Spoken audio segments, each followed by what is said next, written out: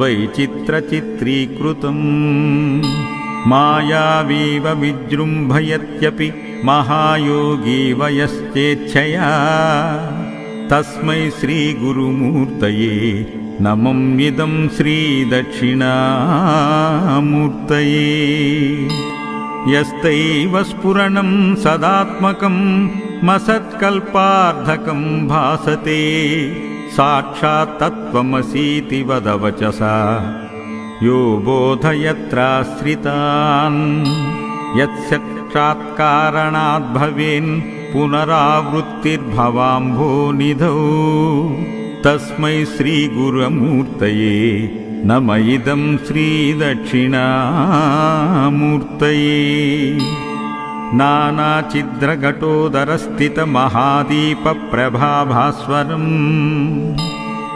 ज्ञानयस्य तु चुक्षरादिकरणद्वारा बहिः संदते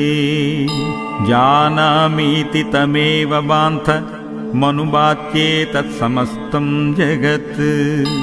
तस्मै श्रीगुरुमूर्तये नम इदं श्रीदक्षिणामूर्तये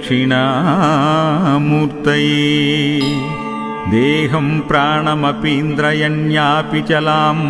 बुद्धिं च शून्यं विदु त्रिबालाण्डजडोपमास्त्यः मिति भ्रान्ता भृशं वादिना